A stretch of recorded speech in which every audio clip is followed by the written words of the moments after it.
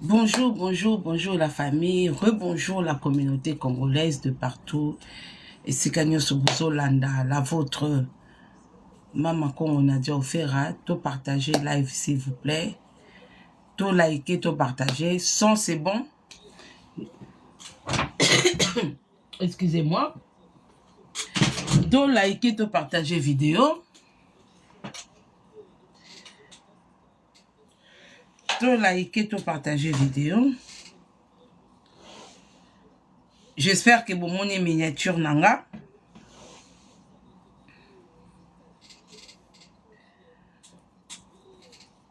Je vous présente Nakatia miniature nanga. L'enfant, la petite sœur que nous venons de perdre, Océane, avec sa maman, Nicole Longondo. Voilà, je vous présente en photo, en miniature, Océane Piana, que nous venons de perdre, qui était notre fille, qui était notre sœur, qui était notre bien-aimée, avec sa maman, Nicole Longondo. Tout tapoter, jusqu'au moins, il faut comme au moins 300 j'aime pour Nakotissa, la famille Longondo, na live.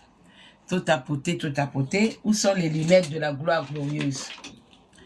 J'espère que vos commentaires, vous posez ma question dans ma commentaire. Ceux qui ont mon question na yo, dans commentaire, na zuyango, na posé na famille. Sinon, moi, j'ai mes questions. Mais avant mes questions, je vais laisser la famille s'exprimer. Narotique la famille et s'exprimer. Voilà les lunettes de la gloire glorieuse. Pour que n'attanga ma commentaire. Bonjour la communauté, tout tapoter. Non, c'est là vraiment ma tapotage nabino. Tout tapoter, tout partager. Bambote belé.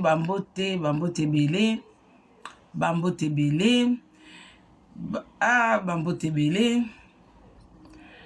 Bambote, la banana copé sa bambote na bateau balandanga. Des fois, j'ai pas le temps. Nazo bima flou, parce qu'il y a miniature Nassima, je sais pas. Je sais pas pourquoi nazo bima flou. N'habite sous c'est dû à la miniature. Si c'est dû à quoi, je sais pas. N'a nettoyé moi téléphone. Là c'est bon. Bah, peut-être aussi la fenêtre derrière. Hein. Peut-être derrière. Voilà. N'a bima flou pas. De toute façon, vous avez l'habitude de me voir. Comme ça, c'est bon. Ok. Miniature, c'est bon. Merci beaucoup. Merci. Bon, on a quand même content. So, combo na moni na les lunettes de la gloire glorieuse aux Umbota Mama Congo. Sinon, nazo saluer bino tous. Nazo na problème, il y a moins visibilité. Voilà. Donc, tout partager vraiment vidéo et ça la bien. Bande Kwebele, bozela ki, boyoka ki, bozela ki, ba explication et yeli bino. Nazo la ki Bokolo News, meilleure page, vitesse plus que TGV. Voilà. Donc, nazo la ki Bokolo News, na bando pesa moi bambote et belé en attendant ba tapotage na ba partage. Merci pour le partage Adassa Ekanga. Adassa Ekanga, merci pour le partage. Na pesi bambote na Lili Complice depuis la Bruxelles, depuis la Belgique, Lili Complice. Na pesi bambote belé. Na pesi bambote belé na Tone Kalu. Babi Tone Kalu, motema ya Dodoli. Maestro Dodoli. Motema ya Tone Kalu. Bambote belé depuis la Bruxelles. Na pesi bambote na Kizalogie.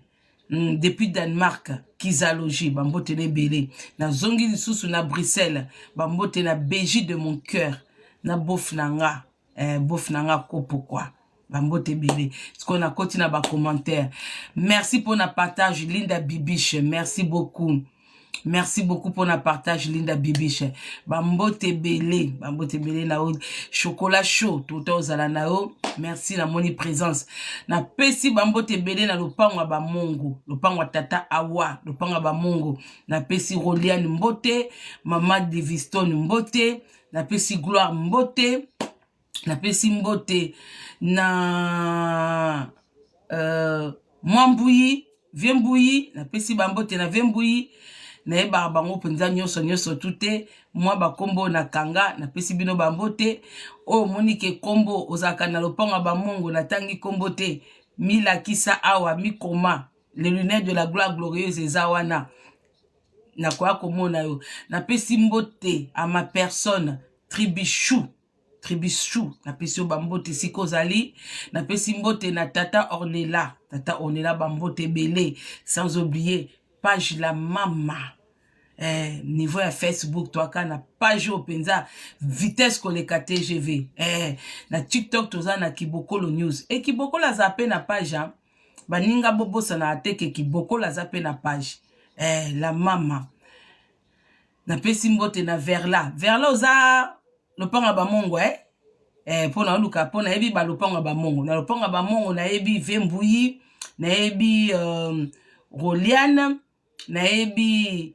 Mama Livingstone na yebi bon gloire kutu ya kolobate bon sans oublier Yemoko Yemei Awa voilà donc tobakisi lisusu tout moni vers la paye azawa donc bazaka pe na palzuri ya yewana Coca-Cola palzuri ya yewana gloire bino boye bien na palzuri ya nga benga ke gloire wa mwa ndaku gloire pala nga za gloire to tapoter voilà rappelle no bambote palzuri ya yewana gloire na pesi mbote na mamu national abe obosaninga na loponga ba mongo boza pe belé loponga ba mongo boza ke belé sko fona bando retenir sko batu ya tata Ornella po ba tata Ornella nde na yebi bango te mais bata loponga ba mongo je retiens quand même voilà loponga ba mongo je retiens quand même voilà bambote belé. Merci beaucoup, Mamou National. Merci beaucoup. Merci. Bon, la famille. Naye, batu baloba ki ebele. Batu baloba ki na moment où isengela ki même pas koloba. Bilmo boyebi ka communauté, boyebi ka réseaux sociaux, biso batu koloba kaka tozela kate, toyebi mawate, toyebi pe sengote, biso toyaka ka koya. Bomona ki tote ko perdre moi na biso na kombo ya Océane Piana. Mais les gens ont parlé. Ils ont eu tort ou ils ont eu raison? On ne sait pas. C'est à vous de voir. Est-ce qu'ils ont eu tort de parler? Est-ce qu'ils ont eu tort de dire à haute voix ce qu'ils pensaient au fond d'eux? Mais Eloba Maki. Les gens ont parlé sur maman Nicole Longondo. Les gens ils ont dit que Azwa Mwana a payé sa pas JB. Mwana mutu mususu, mwana papa Franck, ya juillet, apesi pas JB, yango mwana Koufi, tout ça et tout. Je tiens d'abord à vous signaler que si la mort prévenait beaucoup de gens, tengatos à l'après, yako perdre ba être cher na biso. Ceux qui morts et banda ko prévenir que nakoya tel jour na telle heure, nde se préparaka, nde bato belé to profitaka, na ba moment oto pasaka na batu na biso. To mona batu msusu mona ba pese sangwa ya muta kufi. Alobi na ute kozala na eka siko. Na ute kosolola na ye. To uta ki kosala boye. Parce que lui prévenante. Mais mundele comme yebi na conscience ya mundele. Ayebi ke liwe ezalaka. Yango mundele atia système ya ba assurance. Ko bomba ka mwambongo. Po mukolo liwe koya. Peut-être soke kutio na piaka. Écoute, bino bozana elo côté assurance wana ekoki kosunga. Malgré tozwaka ba assurance mais toyebi mukolo liwe yakate. Boyebi vidéo oyo ya mwana na biso Océane o bozo mona na ba réseaux sociaux. Vidéo moko maman na azo filmer ye. Alati noir. Océane ote ko kende matanga ya muninga na kufaki. Maman na azo filmer ye. Mais tant maman na azo filmer Océane, ayebete ke tourne epezo ya. Océane a outé ko perdre mon ninga na ye. Merci Blacos, mari de nuit de mon cœur. Vidéo au bomoni Océane a lati patola pince ya noir, chemisette ya noir. Azo ki ma maman na zo filmer ye botal Océane, maman zo sepea na mwana na ye, maman moni mwana na ye, azo filmer mwana ye. Vidéo wana noir, Océane a outa ki enterrement ya muninga na ye. Océane a outa ki enterrement ya muninga na ye. Mais tant maman Océane azo filmer mwana na ye oya wuta ki kokunda muninga na ye ayeba kite ke ya ye pe tour ekoya toyebaka te. Mais tango ezwaka ndeke te ezwaka mutu. Ngai, personnellement, tina bande koya kosa la défense ya maman Océane. Je ne suis pas de la famille, mais je me suis mis à la place de la maman. Océane avait pratiquement le même âge que mon fils. Je me suis dit, si c'était moi, j'allais être dans quel état? Si c'était moi qu'on apprenait, je viens de parler à ma fille n'était pas malade, on m'apprend la mort de ma fille, et jusque-là, on n'a même pas attrapé ce chauffard. Comment j'allais être? Mawawana, j'ai partagé la douleur de loin avec la maman d'Océane, avec les tatas d'Océane, avec la famille d'Océane. Et dans le moment wana, même si de temps en temps, on a ça la émission, live négative sur JB Piana, mais dans le moment wana, j'ai perdu toute ma force. Je n'arrivais même pas à dire quelque chose de méchant sur la personne de JB Piana. Parce que perdre un enfant, on peut pas expliquer. Au fait, eza douleur moko inexplicable. Même jusqu'aujourd'hui. C'est tout. Au fait, eza douleur moko à vie. Même si vous voyez la personne a fait. Même ceux qui bomoni mutuana zo seka. Même ceux qui bomoni mutuana zo lia. Même ceux qui bomoni mutuana zo bina. Douleur wana bino tem tuboko monango. Eza ba douleur moko. C'est les gens après l'enterrement. Bato ba koufela ba être cher. Après l'enterrement, non c'est ba tapotage hein. Nazo zela. Non c'est ba tapotage pour na kotsa famille Longondo. Na kotsa ba on a ba tapotage oté. Après l'enterrement, ba douleur mususu ezandeni ofandi na batu bozo seka, bozo sepela. Bozo mona siko bana baninga bazo benga mama. Bozo mona bakoko, bozo mona banine. C'est quand tu vas rentrer chez toi que tu commences à pleurer. Obi soki anga pa zalaki. Anga pesa nga bakoko yo. Soki anga pa zalaki, to nga to zalane boye. Soki anga pa zalaki. Eza ba moment oya douleur, ba moment na imona na miso abatute. Mutusu bo mona bandi ko fionuka, mutusu bandi ko ya munene, eza ça dépend la morphologie ya mutu.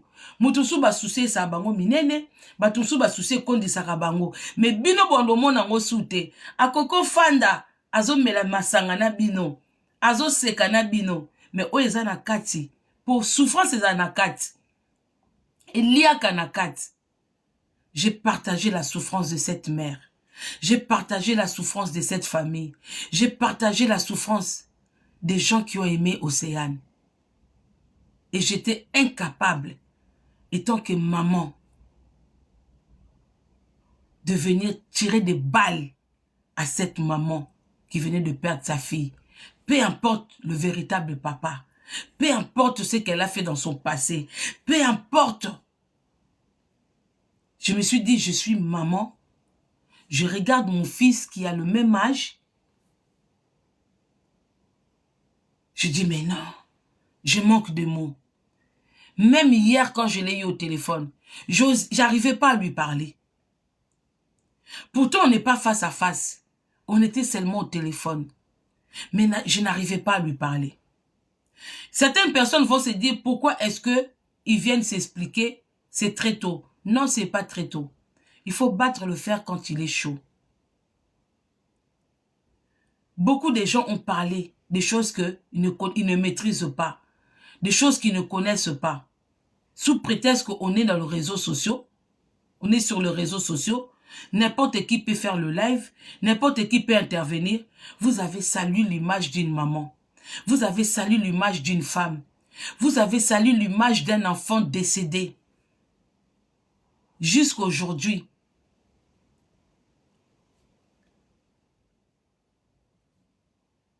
On n'a pas arrêté l'individu.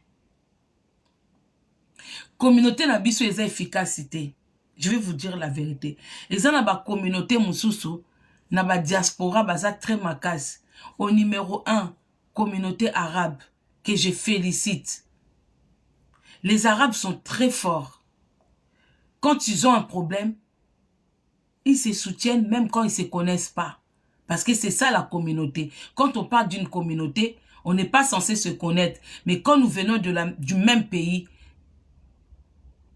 nous devenons déjà une communauté. Et on doit se soutenir. Maintenant, le problème, c'est que ceux qui bandibou, basu problème, biso batumwindu, quand les Arabes ont un problème, nous, les Noirs, on va leur prêter main fort. Mais pour qu'on vous prête main fort, c'est vous-même d'abord qui devez commencer de faire l'action. Tomona bandibu, babomela bango mwana na périphérique. On a vu le dégât que ça a engendré. Quand le petit a été tiré, tué par un policier. Il y a eu des manifestations dans toutes les villes de la France. Mais jusqu'à aujourd'hui, même moi je me mets dans le lot. Qui a pris l'initiative de faire même des marches pour aller pousser la police à élargir leur enquête? Parce que ceux qui doivent se manifester, enquête wana, les lobby, bon, classé en sans suite. Alors que dans les villes de France, il y a des caméras partout. Dans la kaka, tapotage. Aux autres langues, aux autres tapoter. Parce que ceux qui binonio surtout, plus de 1 cas, tous ont tapoté. Parce que pour sécuriser. Merci la promesse. Tofan delika ka dossier que JB n'était pas le père d'Océane. Mais Koluka chauffard wa sali acte wana. Bomoni balabala wana. Isika ba ekrazaki Océane. Route wana R1, soki RN wana. Route nationale wana. Oye route aka Savini. Eleki ba Sesson. Eleki vers Saint-Denis. Et yeti eza tout droit et yakati na rond-point de l'Europe. Batia hôpital ya mele peza kaka na route wana. Ba caméra koko zangate. Ba caméra, même ceux qui ba moni voiture en biete plaque monanité. Même ceux qui côté mo ba mona ki bete, ba koki ko récupérer ba voiture nyon surtout oyo et circuler qui na moment oyo Océane a été écrasé, ba koki ko rattraper ba voiture nyon sur les cas qui wana oyo et se retrouver qui na rond-point de l'Europe, ba convoquer bato wana nyos. L'enquête est en cours, oui, mais on peut aussi booster l'enquête. On peut aussi mettre la pression aux enquêteurs. Toroko ça la paix rendez-vous avec des t-shirts avec les photos d'Océane. J'ai fait vraiment appel à sa famille. Organiser un jour comme ça, on viendra. Organiser un jour comme ça, bopé sabiso programme, date, jour, heure, kakasika wana. On sait pas l'enquête est dans commissariat nini. Bo organiser lokomoko, bopé sabiso jour, to partageango, batuba ya, to tambola, poto kendo pousser. To ben appel à témoin. Que ban na biso ya awa ba s'exprimer. Parce que moi, ngana yebi nzela wana. Bato 77, bato Savini, bato Melun, bato Lemé, ba yebi nzela wana. Parce que ba na centre commercial wana, baza na hôpital wana, baza na rond-point de l'Europe wana, baza na balabala moko ekotaka ekenda ko rejoindre autoroute. Dans banzela wana koko zanga surveillance cité.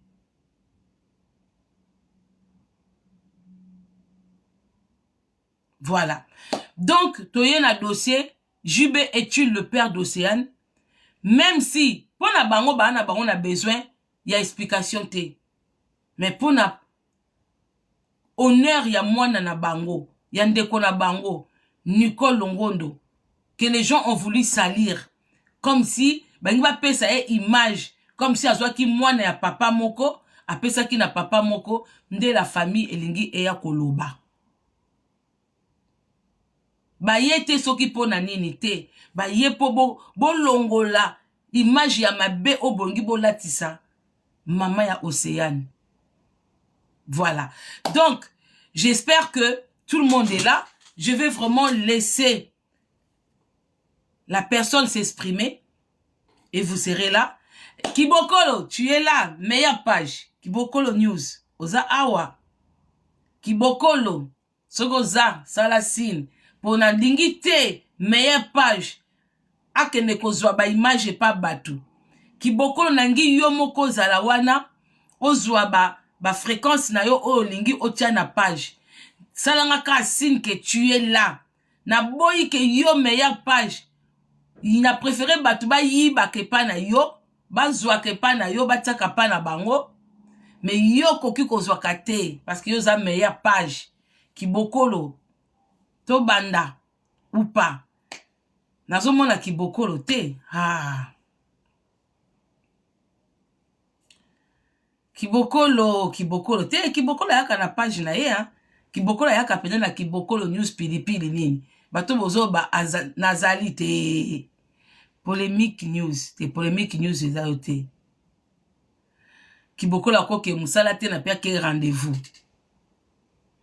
To tapote. Namoni te. Namoni ete. Ah, j'espère que page moi ya Kibokolo eza awa. J'espère. Bon, tokei. Tokot ici.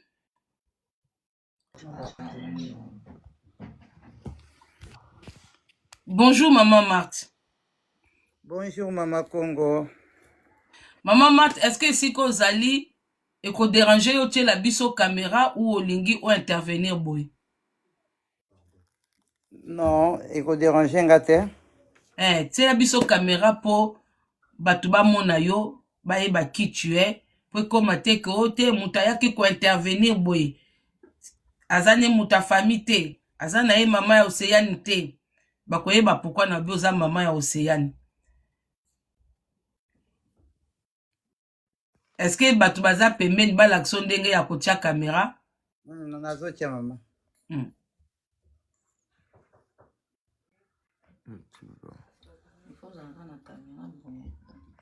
Ça veut pas. Je veux filmer. Fadel. Non, ça veut pas. Et je suis batté. Fadel. Allô, maman Congo. Oui, ba meka, pardon, ba la bazawana, ezana na signe moko ezaka wana e dessina caméra, o cliquer kaka wana. Yango nazo ko appuyer. Oui, yana. Ah, balobi équipaka ba nombre d'abonnés. Maman Marthe, ozana ba abonné belé? Na utilisaka te maman. Ah, peut-être yangwane esali que moyen otia caméra ezate. Parce que baolo balanga na ba commentaire que équipaka. Batuna ba commentaire. Est-ce que pour otia caméra équipa nombre d'abonnés?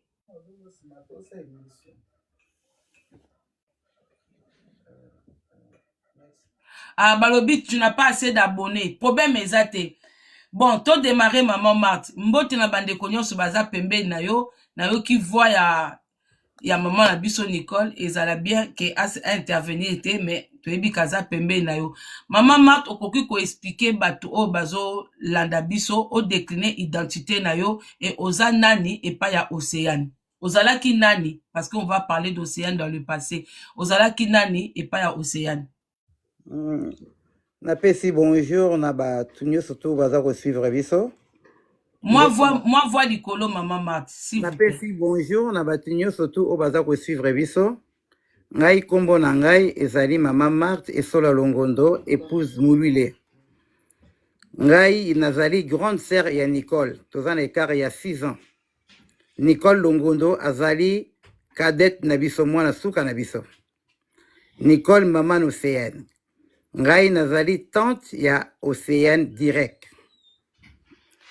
Yango wana na ye lelo pona yebisa bino malgré tout c'est pas facile à parler mais naza obligé ya koyebisa bino oyo na nyoso tu tozoyoka. Eloko moko ka na lingi na yebisa bino ke Océane azali mwana ya JB Piana Kituka na Nicole Longondo. Frank atikala kozala tata ya Océane ata mokolo moko te pendant grossesse ntina naissance na ye. Nicole tant bakutani na JB basi bakabwanaki na Frank. Oui, avivraki na Frank, mais Nicole na Frank bavanda ndako moko te. Batikala jamais kozala ndako moko. Bazalaki copain et copine. Wana na boy yango te. Mais tango Nicole a vu grossesse. Maman Marthe, noti que l'homme maloba na baki na okatote. Expliquez na nous batu rôle oyo joua ya makasi na vie ya Océane po ba mona ke oza n'importe quelle maman kulu tuté. Ngai mutu na boko d'Océane. Tango maman d'Océane abotaki Océane, elle était trop jeune. Azalaki na ba mouvement. Ngai nazali mama ya ndako, j'ai 43 ans de mariage. Navandaki na ndako na bana na ngai, nazwi Océane naza kobokola ye comme que tontu na ye keleki na nga, même pendant la journée bandako zala toujours et pas nanga. Soki ya kei ba faire na ye ngai mutu na gardaki Océane. Océane atamboli na maboko na ngai. Océane tindeka côté classe na maboko na nga, mama na ye aye ko récupérer après. Mais malgré tout ça, elle était toujours avec moi. Donc, je suis la deuxième maman d'Océane. Ce que même dans la vidéo, na leli que Nicole a memé la kingande zemi. Mais ngande maman d'Océane. Ce que bolandi dans la vidéo, boko yoka yango. Donc, ngande maman d'Océane. Tozala ki ba maman mi balé awa. Notre grande sœur, son âme repose en paix, Malou Longondo. Yé azala ki na yepe na ba business. Aki na boutique na Château Rouge, batutu ba yebi yango. Menga nazali mwasi o na vandi na ndako ya libala na bimakate ba proche nyoto tu ya Nicole ba yebinga. Oyo tu ba camarade ba ki tout autour à Nicole ba yebinga parce que Nicole azali ko memelanga ba camarade na ye et pas inangai. Soko tuni ya Marthe ba ko yebisa bino ngai, ba ko yebisa bino mobali nanga, ba ko yebisa bino Océane. Alors Océane azali lokola mwana na ngai o ngamoko na boti na libumo. Pona poto nde yango ekabolaka ke nièce na cousine. Mais na biso africaine nièce na cousine bazalaka te. Et donc on a expliqué bino d'abord yango wana. Donc histoire yo Océane yango nde na nina expliqué bino bato oyo boyebite. Bon, maman, sikoyo relation ya maman Nicole na JB Mpiana po ekoma et engendrer Océane. Maman Nicole tant akutana na JB azalaki surtout na Frank Sekate. Basi bakabwanaki. Et puis Frank Sekate kala jamais kovanda ndako moko na maman Nicole. Basi kala kovanda jamais ndako moko. Tant maman Nicole akomi na JB, Frank ayaki kobondela ye po bazongana, mais maman Nicole atikala jamais kolinga bazongana. Atikala jamais kolinga bazongana. Omoni mobali soki mwasi aboyi bazalaka na eloko moko boye na kati. Parce que yete mutaboyaki Nicole nde mutaboyaki ye. Wana kutu Nicole akutana nanu pe na JBT. Ezaba makamu na bango na kati ya couple oye ilikanaki. Mwasi amonaki ke non nakoki kovanda no lisusu te. Nicole ayi koboya Frank Seki. Nde après nango wana ayi kokutana na JB. Tango akutana na JB, Frank Seki asa atikali makambo ya sima. Le passé. Nandegi Nicole azwi zeme. Nandegi Nicole aboti. Frank Seki ayaki sur na page te. Merci maman Marthe. Sikoyo, naissance ya Océane, comment ça a été aperçu par l'artiste et musicien JB Mpiana? Non, Nicole tant aboti, JB aki na voyage, aki na Afrique, azaki awa te. Biso tozalaki awa na poto. Mobali na ngai mutu accompagna Nicole na maternité. Biso pe batobimisa Nicole na maternité. JB oui, no sait que mwasi na yo aboti mwana. Tango pe 3 jours, si je ne me trompe pas, il a sorti à maternité, JB aiko tala mwana na ye. O photo bomona kawana. Yaki bébé wana. JB ayaki aiko tala mwana na ye.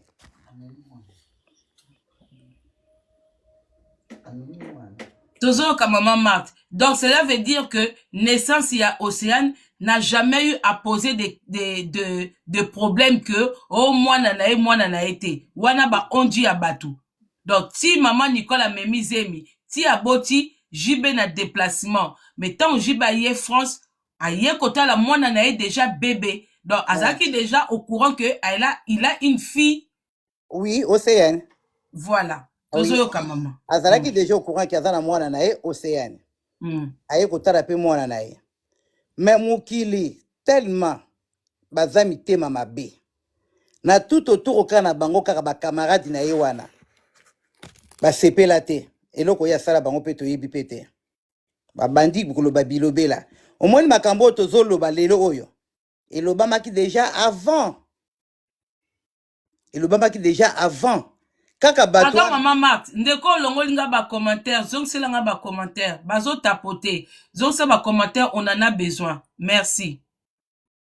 Pardon maman Marthe. Tango nani jibe aye kotala mwana na ye, ba camarade ne kakomoni ba via ba camarade. Oyo bozalaka ba groupe botondi ba camarade belé. Misusu bakomaki jaloux. Mama même biso ngai nde nazali awa mobile nanga zane starté. Mais muninga musa ko ya na ndako azotira mobile nanga mutema. Ngana ndako nanga na kotisaka ba camarade te. Ya ona ndako yesa peleki nanga tika ba camarade. Do ba camarade wana ba ki jalouse na ye. Alors ba sepela ki tendengi ya boti na jibe. Allez bazwi likambo wana babambi. Frank ndenga za wana Frank atikala komona grossesse wana te. Frank atikala komona elongi Océane te. Frank atikala komema Océane te. Koma akende kozala mwana na ye. Soka zalaki mwana na ye alinga koluka.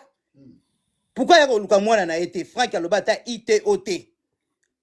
Ndete oka kuta batu mususu balobi Frank mwana Frank abi aza mwana na ngate. Mais pourquoi bato mukili balingi ke babuzwa mwana na bapesa na Frank?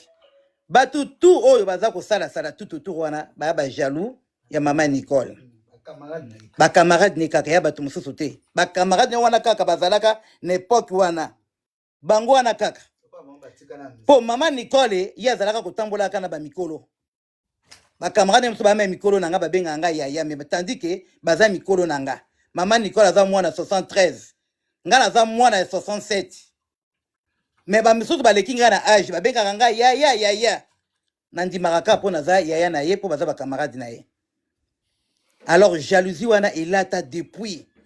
Mais jiba tikala ko wanga na mwana na ye ata mukolo moko te.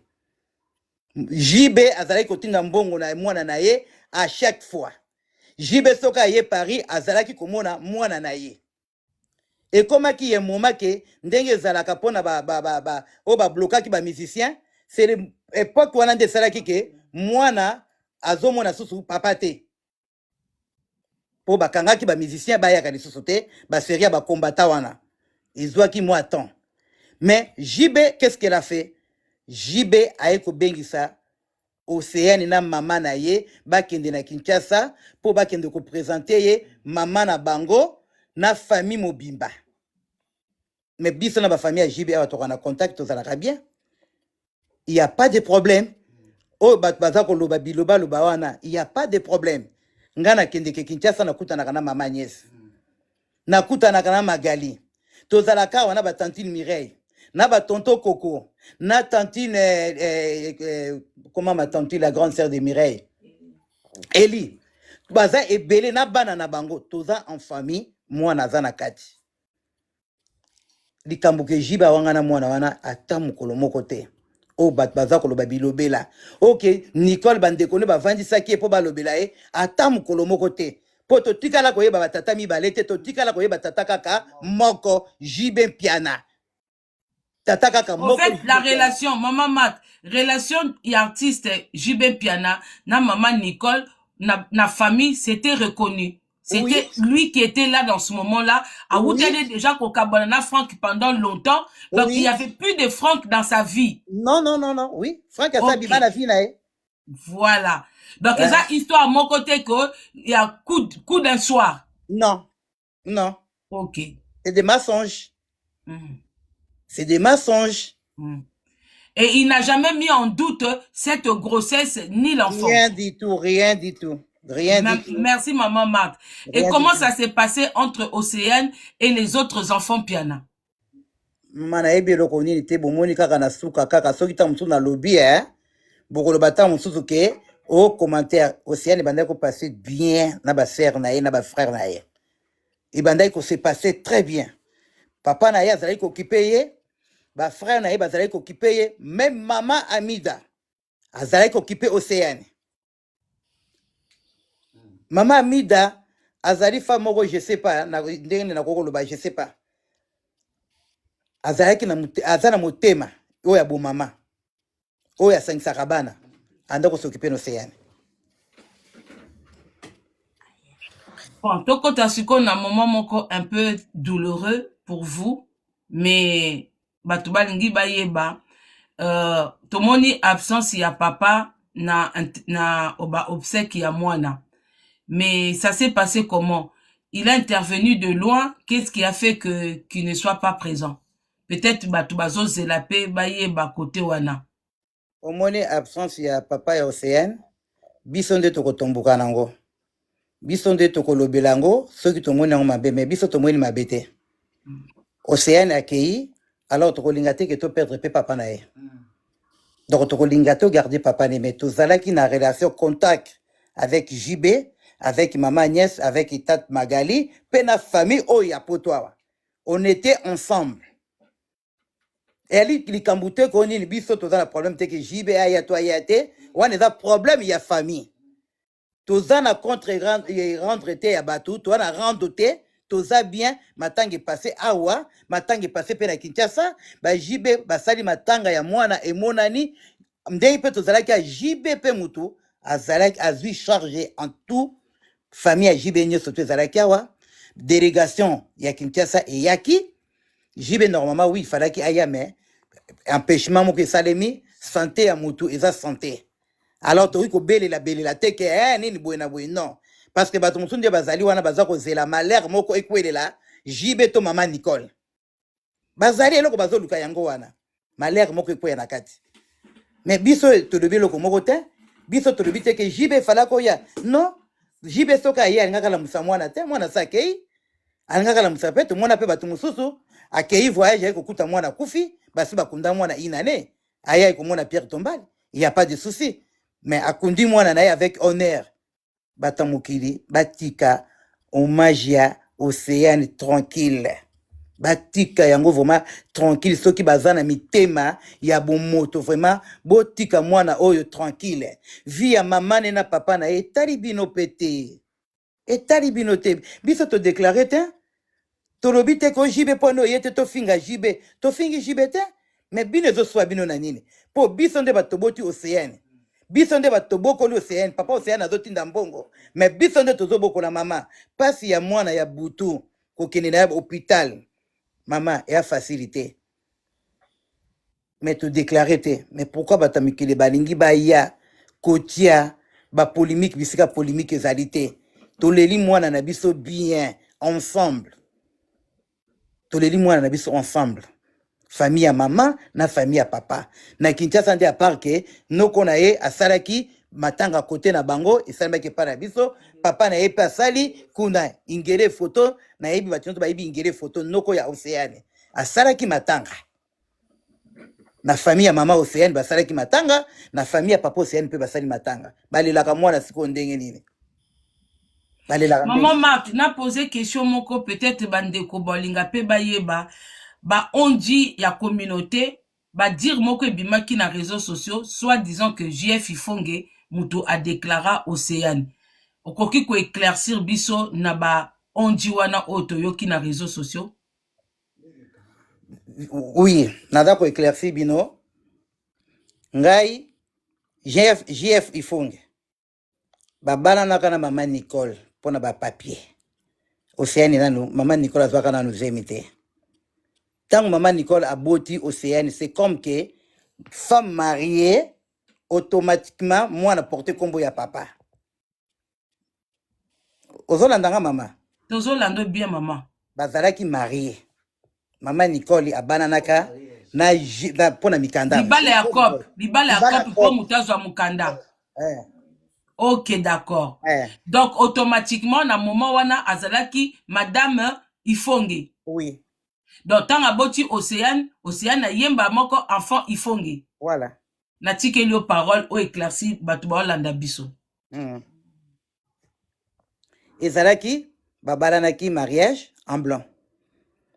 Tant maman Nicole a comme na zemi, automatiquement femme ifonge, moi na pe kombo ifonge. Yango apporta kombo ya ifonge. Est-ce que kombo wana etikalaki ye tout le temps ou bozwaki temps ya kolongola? Tolongola yango, etikalaki tout le temps. Kolongola déjà? Kolongola. OK. Ba démarche ya kolongola eza bino moko ou c'est en Océan akoli? Biso nyonso ensemble. Biso bino nyonso ensemble. Oui. Donc Océan akufi na bel et bien enfant Océan Piana. Oui. OK. Océane Merci Piana, oui. maman pour na éclaircissement oyo.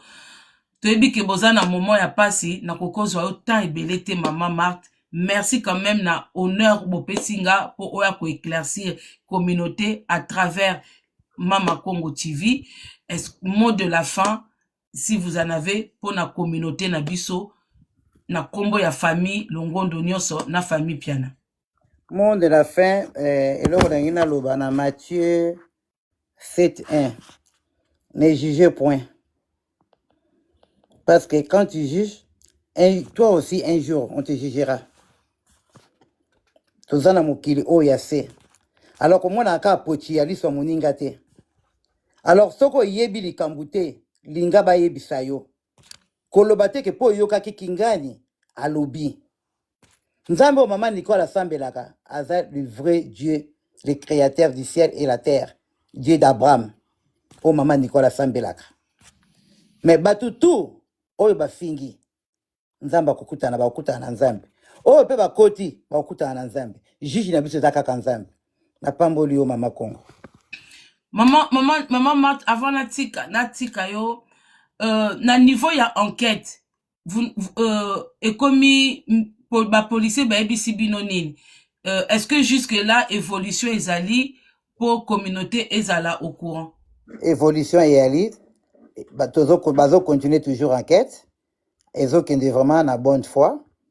Makambo ezo kende bien, tozo sambelaka na Nzambe que bon, moni likambo ya tribunal ya lelo te lobité hein. Ils auront temps vraiment ils causent même 2 ans 3 ans. Donc mais évolution ils ont qu'un bien. Est-ce que vous avez une idée peut-être pour na okendo ko secouer un peu bambila? Est-ce que vous avez une idée à moi marche moko? Oui. Toi un avocat, makambo tout déjà, toi un avocat il dit ça. Tenazo banandenga communauté, est-ce que vous pensez na moi marche moko? Oui, toujours penser nango. C'est ça même les choses que le peuple congolais, il fallait qu'il va manifester, au lieu qu'il va n'importe quoi. Et là, il fallait qu'il va salande yango wana. Pour moi, na nabino bazuye na bo jeunesse tout. Moi na bimaki à quelle classe, à quel sport. Moi na zongite bozo zela mwana. Ma wana boko zango na katite. Ndenge ikwe océan, ndenge pe koko ele la pe mususu ouais. Oui, tozana idée wana tokozonga pona marche. Wana tosalaki ezalaki pona poser fleur, mais tokozonga pona marche. Tozozela, tozwa date pona to mobiliser la communauté. Merci maman Marthe pour votre sagesse, pour votre patience et puis pour l'honneur que vous nous avez donné pour nous passer message oyo. Et encore une fois, c'est au fait eza douleur moko inexplicable. Je manque de mots, mais au nom de toutes les personnes qui sont ici dans les commentaires, je vous présente encore nos sincères condoléances et courage à vous, courage à toute la famille, que le Dieu à qui vous croyez, que ce Dieu-là vous donne la force et qui vous bénisse et qui vous donne aussi le courage. Merci beaucoup. Merci à vous tous aussi. Merci, que Dieu vous bénisse. Merci. Merci. Merci, maman Marthe. Ok, la famille, ok. Je n'avais pas besoin de garder maman Marthe pendant 1 heure du temps ou pendant 2 heures du temps. L'essentiel a été dit et je pense que Bisika Boufandi Nabanda Kunabino, désormais vous comprendrez que Océane était bel et bien la fille de JB Piana. Et c'est par raison de santé que vous n'avez pas vu le papa auprès na ba obsèque ya mwana nae awana poto. Ça regarde que la famille. Ils ont perdu Océane. Ils ne veulent pas perdre la personne de JB Piana. Vous le voyez tant que artiste musicien, mais pour eux, il est plus qu'un artiste. Il était le papa de leur enfant. Et il est aussi le papa des autres enfants. Vu l'état de sa santé, préféré que Asala Matang et Sika Zalaki, mais c'est lui qui s'occupait de tout. Tout ce qui a été fait, tout ce que vous avez vu, ça a été fait par Jibé Piana. Et j'espère que tout a été dit. Il n'y a plus rien à rajouter. Botia na bino suba komba ba Franck Wanate parce que quand maman Nicole est tombée enceinte, papa Franck, il n'était plus dans sa vie bien longtemps. Il ne faisait plus partie de sa vie. Et ce qui JF Ifonge a déclaré Océanité. JF Ifonge ne boebika ba situation mikanda de tozanango na poto, basala ka mariage ya Pembe na maman Nicole, pour maman Nicole zwa mukanda. Donc maman Nicole azaki ko porter de combo ya Ifonge. Donc automatiquement tant azuize maboti, moi na fazwa combo o maman azana en tant que épouse. Ça s'est passé comme ça. Et après, ils se sont arrangés pour na kolongo la combo wana, pour moi na zonge la combo ya papa na normal Piana. Donc ndenge bomoni Océane Akundama qui na combo ya Océane Piana, elle a bel et bien été Océane Piana. Et c'était pas une histoire d'un jour ou d'une soirée ou qu'il y a vite fait. Non, c'était des personnes qui se sont aimées, qui se sont fréquentées et il était au courant de la grossesse et de son enfant depuis son enfance. Voilà. Il n'y a pas histoire de ADN, il n'y a pas histoire de quoi que ce soit, il y a histoire de rien du tout. Voilà. Ce qui moi, 2 personnes, merci pour les partages. Ce qui moi, 2 personnes, bongi boa ko témoigner parce que je pense que baza toujours na se bazo landa. Muto amona zana maloba malamu ya kolobela maman na biso Nicole par rapport ya ba calomnie o basaila ki na kombo na ye par rapport ya bato bangia ba salir image na ye. Soki mutazana liloba koloba linga mata a témoigner ni na ye tozwa tonton na biso katazoba nokwa bana. Bonjour Maman Congo. Bonjour nokwa bana. Bonjour Maman Congo. Makambo ezo sala bato vraiment passe na oto zoyoka awa jibe Océane mwana ete. Bato baloba makambo wana Maman Congo. Ibela ba mama o banga kata bandako na bango. Bana o babokola wana baza bana bana. Batika makambo wana biso tout toyebi ke Océane azali mwana ya papa chéri.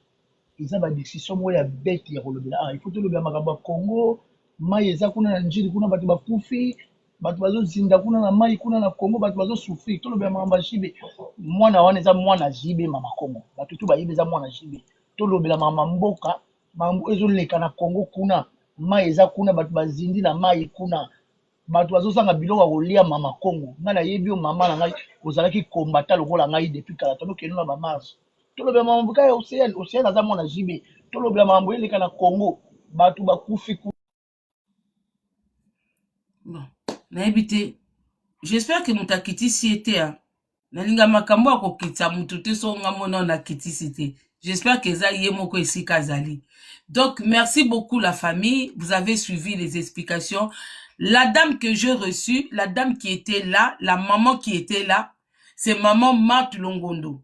C'est la grande sœur de maman Nicole Longondo. C'est elle qui a élevé Océane. Aza mama kulutu. Ye mutabokoli Océane ka ndenge zaka leka boti, leka zana mwa bo jeunesse na nzoto, leka lingina no moko mwa boite, mwa libanda, donc mwa na koli pa mama kulutu, atamboli na maboko ya mama Marthe. Donc mama Marthe aleli Océane, donc pona mama Marthe ezakaka mama Nicolas mema ki nezemi, mais moi neza ya ye. Vous savez, il y a des petites sœurs qui ont de la chance comme ça. Oyo azana yaya moko ya boti ndeti nga pe nazwa chance nga mwana nga za obenga mama na nga mama parce que nga pe na boti na bo jeunesse ce qui fait que ma maman qui s'est occupée de mon fils j'ai eu cette chance là peut-être au bande comme sou bazana ngote donc moi jusqu'aujourd'hui maman na nga za okola mama liboso ya mwana nga bando benga nga mama na kimukolo nga mwana nga za obenga nga Nadia obenga mama na nga mama parce que première maternelle ya mwana nanga atangi yango pa mama nanga Maman nanga za obotola nga mwana. Donc so noki posa mwana nga so nga mokutu na ke. Parce que maka yo kendo tambola, kende sa makamna yo, tikela nga mwana tout ça. Donc mwana nga classe à liboso ezaka maternelle et atanga ngo na Fontainebleau et pas maman nanga. Maman nanga zo la mkana tongo aketika mwana nga na classe yake musala. Donc azo planifier horaire ne ya musala par rapport ya mwana nga. Ndenge pe maman Nicole azwaki chance azaki na azana sœur na ye maman Marthe ou azalaki wana donc ya koko bima na ye akoko sala bien surtout Océane elle a eu de la chance. C'est une fille qui a grandi autour de son père, de sa mère, de ses tantes, de ses cousins, de ses cousines. Elle a été vraiment dans une famille là où il y a de l'amour. Pour sœur nayo abando boko elo mwana tambo na maboko na ye mwana salabwe, c'est vraiment c'est pas donné à tout le monde, surtout na bamboka lokola bapoto oyo mutu na mutazana makamu na ye ya kosala grande sœur azulo mwana. Je pense qu'il y en a beaucoup qui sont dans ces situations-là. Batumsusu pe bozana ba chance, ce n'est pas grave, hein. C'est l'Europe qui est comme ça. Voilà. JB a toujours été présent dans la vie de sa fille, que ça soit physique, que ça soit financière. Et quand il ne pouvait pas venir en Europe, ce sont les enfants qui partaient là-bas. Voilà. Et on essaie, Bino, vous pouvez tout reprocher à JB Piana. Mais côté Bana, vous ne pouvez pas. Bouyoki vérité. Voilà. À nous revoir bientôt. La moni ba demande des belé awa, mais vu que live est là qui vraiment tous va demeure. Tous va demeure. Il faut n'avoir qu'à demeure après na kati parce que live est là qui tellement niveau à l'icolo na cause va battre sous ba baby si direction à live. Y a on sous kaka na demeure. S'il vous plaît, comprenez-moi. Bonjour demeure. Bonjour Maman Congo, boni. Bien, Kitoko. Nalandi intervention ya Maman Nabiso Ucho Leka Ucho Loba. Bonjour à tous ceux qui suivent le live. Nalingana Lobara que déjà merci pour la idée aux oies qui ya maman. Et ça lui fait bien le rôle la famille à Maman Nicole Bango Moko nde baeko loba. So kezaki na ngambu ya famille à JB et nga kezala basali bongo pour la laver honneur ya JB. Mais modèle va présenter là qui biso problème ndenge yelaki le fait que zo wuta na munoko ya famille à Maman Nicole ça éclaircit facilement les choses et va permettre mutu nyonso azwa siko okimia lelo liso to beteze à JB ba musicien belé baza na kati ya même situation ba boti bana de manière séparée et ba réalité eza boye moi c'est abalaki mutu mususu moi na zui kombo asali boye. Il est temps que les musiciens mettent de l'ordre na vie à banana bango. Il est temps que les musiciens mettent de l'ordre. Même balé qui bazo roya oyo. Ba meka ko bota na ordre. À chaque fois ba musicien ba na problème ya bana. Ba musicien ba na problème ya bana. Ba musicien baza na problème ya bana. Ezaka mwana bota maki boye, bakabona kina mutu boye ça qui problème boye. Il est temps que ba musicien ba tia vie en ordre parce que leur manière à robota bota wana ndezo occasionner ba problème au nyonso.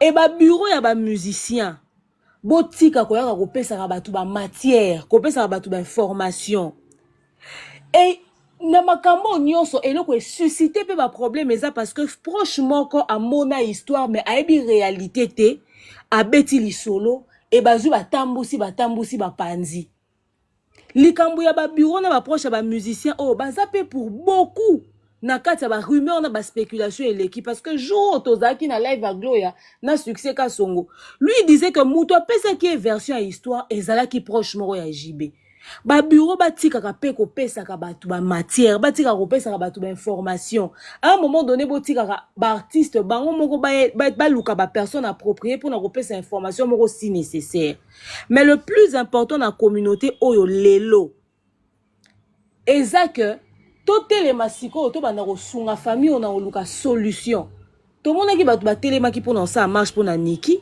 to mona batu ba telema ki pour ça marche pour na Sarah to mona batu ba telema pour ça marche pour na ba futilité mais ti lelo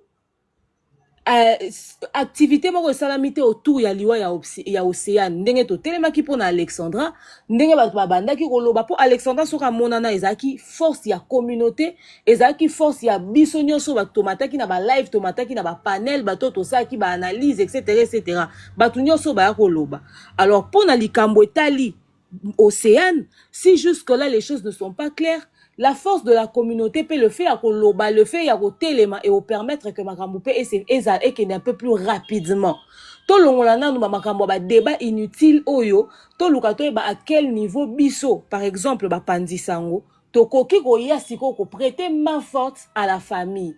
Et ceux qui ba na information claire, ba pesa biso ba information ana neti boy ndenge mère à matina live à lobby à s'expliquer à expliquer biso situation le quoi besoin en contact na bango s'il y a des choses à faire s'il y a des documents à publier s'il y a même des pétitions à faire pour nous repousser justement ba démarche au salama autour ya recherche ya bateau baza sima peut-être ya accident oyo ba pesa biso ango et là mususu peso bo mape biso eza rappelé que bato ba na information vrai ba okanga information et biso tozo tirer ba conclusion na biso moko or soki toza na ba information na source et ko permettre biso justement toyeba lo lenge nini to ko orienter ba analyse na biso par moment to bima mabe na ba famille ebele parce que tozo pesa ba vie na biso en fonction au biso to moni mais ba information réelle obino boza nango bozo pesa biso te.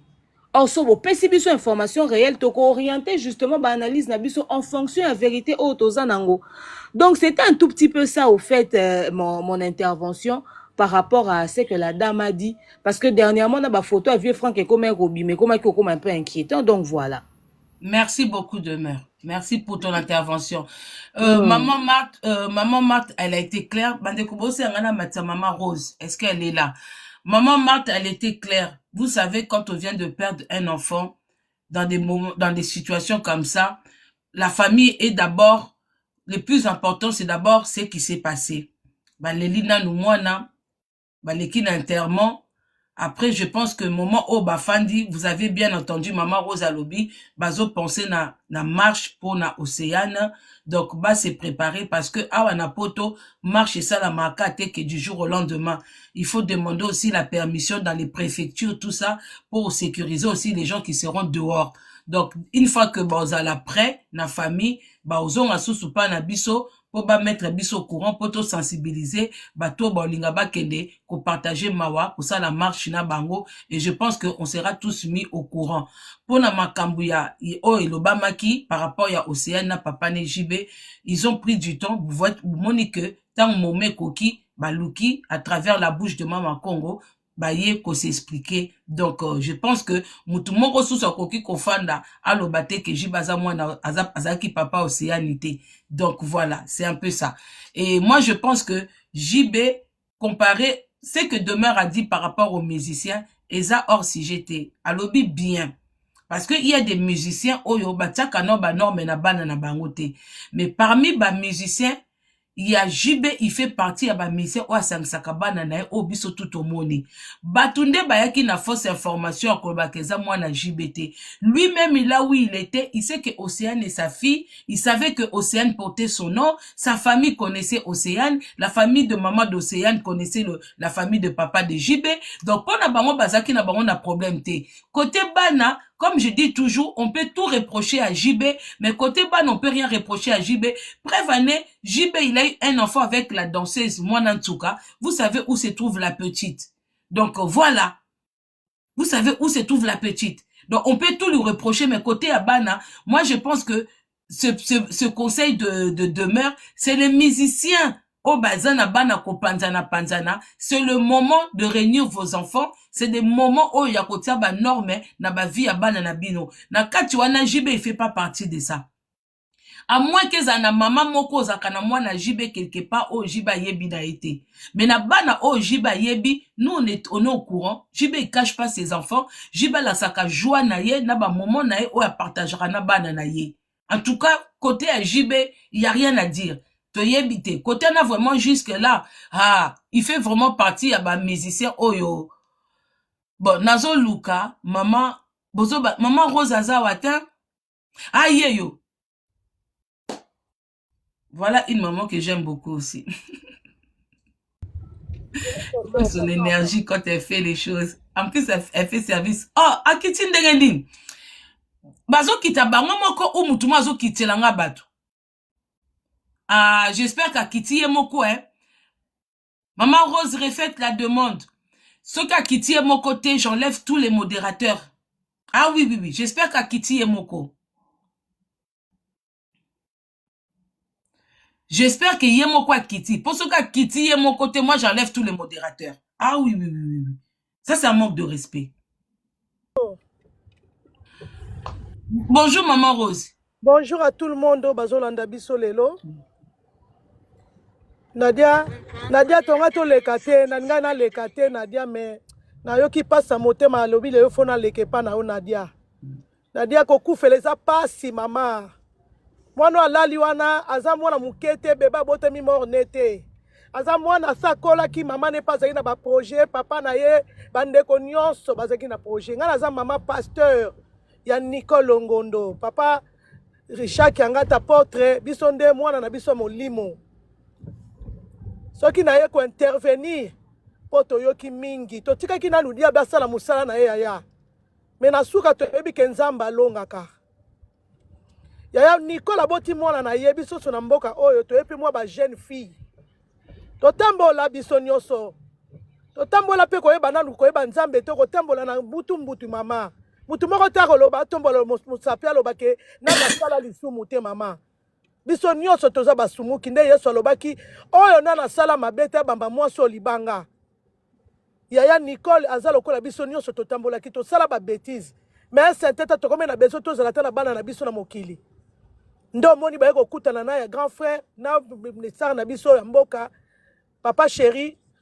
Oyebi zebi muso ekota ko kalikila ngote koka sate mutu so zaka na beso so na zala mutu fona bota na ye. Muso ekota kaka ekoti pe vandi. Hôtel pe na ba âge bité na garder ka mwana na ngana bota. Mwana na bota mabongo mwana papa chéri simba mwana na bo bébé. Donc nous zaka ba tricage. Nous sommes des tricage pour la jiba longa ko simba mwana des tricage. Est-ce que papa chéri a ça la basi musu na vie a zoki te po tele ka Longondo vraiment na vie. Mettons on ba ke mwana nanga abota mi quelque part na koya. Ndo moni ko mema mwana wana. Kaka bato mokili nde na zoloba. Oye ba yeba histoire te ba yeba ko monter. Obi montage za eloko moko bazola ngota vite papa ba monter le ko komi pe solo. Yango ba bilo kuté yaka na sincère vérité na ngo kana escalier. Tozala nzambe liboso na biso. Loba mwana akoti na sama belé. Ya solo za kaka bwana mwana ngo ya tata yango te. Je vois mal que un enfant oyo akufi na kokufa na kwa kimile boye. Nanu kutu na sama bela toki nanu te. Nanu kutu na sama bele eloko monde mais bon kilezo boma esusu e boma ba parents na ye. Nadia biso mutu to salaba biso mutu bema bango na l'église. Nicolas eba ki Bible te. Nga mutu na évangéliser ye. Na kumba une église assemblée merci. Aya ko li Bible maboko apôtre Richard Kiangata. Bokotala ba vidéo ezali. Mbana nyonso la mike ba eba na baronde ba sambela raté. Bana na bandi ko une église na ndepe ba strateta espace ezala ki na tata ya mwana wana. Et vrai. Pona mutaba mokili kaka. Mais nzambo to bonde ratoucher motema papa a récupérer mwana na ye. A récupérer ka mwana na ye na ba prière. Et mwana wana ba yeko bengisa ba na kishasa ndo moni famille mobimba pia na ba yamba bango. Batikala na contact na ba parents na ye na bana wana nyoso basangana. Grand frère na nga na bika tika bana te kando zoloba. Jiba tika bana te. Ako sundula mwana mo quelque part te. Oye comme isko bazo tia mutu pression mo ke akoma na équation lo moko même nzamba se plaît na été. Donc mukila zo pousser ka mutu ba keza nga te neza bakangi mutu bazwe na lo côté mais ba tellement ba betie mingi na suka bi bon de toute façon nga mutu na salaki non. Pendant tout ce temps là papa on a mon papa ni frère qui sait kazaki papa ko peut reconnaître moi na ye tu kazaki ye mais bozo zela moi no ala na mabele pour mukile loba Nadia merci na direct ko sali to loba ki lelo ndeta peut-être ko kito loba po biso babi matanga sila ke pa bapaya mais pas ba kolo na sila raté biso to ana no pasi mama moi na zaki na venir moulayi une belle fille comme ça tu vois tout le monde sur internet partout sur bazo cha et lelo nde bazo beta mabanga bongo so sala motema pasi mais quand to loba lingali kambo zo loboza nango preuve et puis nzambe la lola considérer yo loba mais so considérer tous ces pays ici bato boti bana to na bana na ba famille faut pas quoi ça ba déformatoire le kuta boko monter so moboko manango solo mama mwana na na sazo le la mwana mais bozo bon mais bozo la besoin d'alanda to ndenge nini ya hein ba analyse bato ba pesa ba analyse bato ko analyser même bien té on regarde seulement mais nzamba lola pambola yo ba o ba yebi ke li solo to lo bazalo kuta biso to ba proche.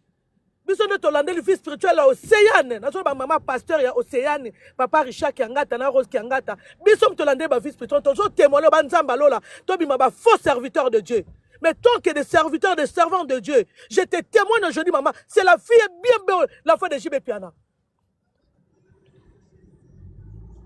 Asa mwana mukulu. Likambute ono so ba bimisala sima, biso ba sala nzambe, to confirmer peut te persisango que asa mwana mukulu. Batika papa na tranquille. Batika maman mwana na tranquille. Basi ba perdre déjà, basi sur les lois sur la makasi oya makila, ba ko déclare ba mi ba les ali sous-souté. Comment vous voulez tuer les gens comme ça? Hein? Basi sur les lois ba déclare sous-souté ba mi ba les pour moi na kei. Mais si vous avez continué comme bon, bango ka bazotala. Atabino baza batute maman. Hein? Yango kana mateki pour intervenir maman. Merci maman Rose, merci beaucoup. Merci. Voilà, on s'arrête là pour aujourd'hui. Un petit mot pour la personne de Amida. Webi Kenga Amida, quand il s'agit de caméras politiques, moi je l'attaque hein. sans retenue. Je l'attaque vraiment.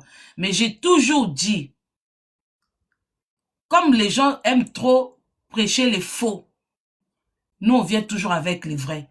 Moi j'arrive à faire la différence entre sika no atakele mutu na lika moko précis na lika musus.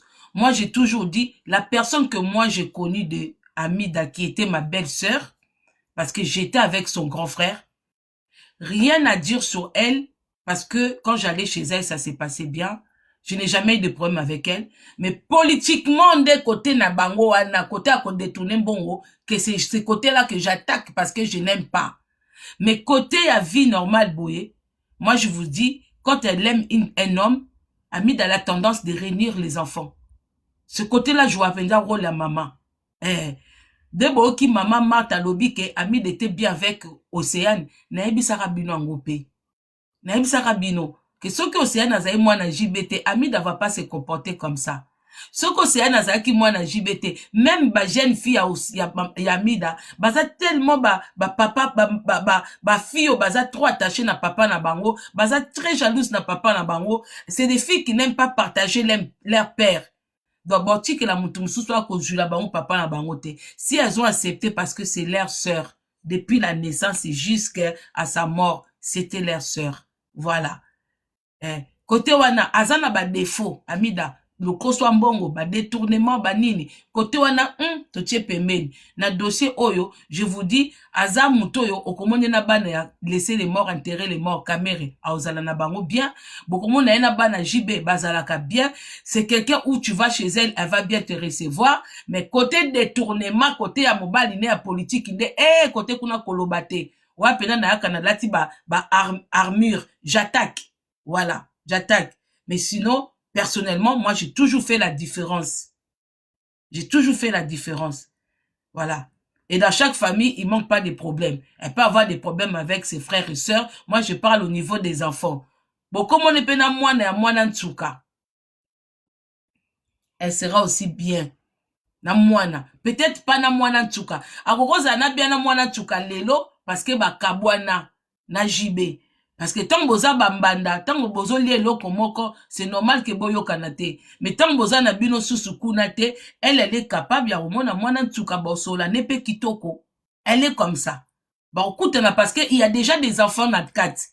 Yeza bongo, eza identité Amida. Du fait que mwana ntsuka azali ndeko ya bana na ye, bako kuta na bako solo la kitoko. Parce qu'il y a plus de JB na kati, il y a des enfants maintenant. Yaza bongo, voilà, c'est sa personne. Yango tombo monaki ndoki wana ya ndekwa Jekoko, comme nani Sylvie Mulumba na audio oyo alingaki akosa batu nani Amida lobike Denise baboma Gisèle Pela na baki c'est archi faux. Pourquoi Amida rotina baki boma mbanda ya Denise Nyakero yemoko amiboma bambanda nete.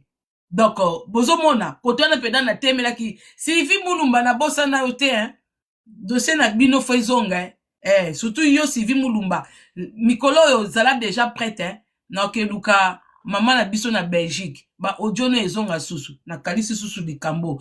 Ok, merci, à nous revoir bientôt, merci à vous tous, merci beaucoup, à nous revoir bientôt, voilà. Bandeko ya YouTube, Ne prenez pas plus de 10 minutes de mon live pour nga mon otinda na YouTube. Soko ozwa live nanga, ozwi 5 minutes, ozwi ba moment fort, ba moment clé. Mais nga moko noti intégralité émission nanga, donc ça sert à rien pour notinda ba copie. So na mon émission nanga l'équipe 20 minutes et pas mutu, na tindi copie. Parce que ba façon na bino de profiter sur derrière les gens, et ça m'a bé. Ok? Merci. Nga mon télécharger live nanga, et zo kota YouTube. Au sepeli na émission nanga, ozwi moi 5 minutes, ozwi moi 10 minutes, ça peut se comprendre. Mais tika mutu kota là, plus de une demi-heure, nga moko. Naza na page, naza na chaîne YouTube, Mama Congo TV. Merci beaucoup la famille. À très bientôt.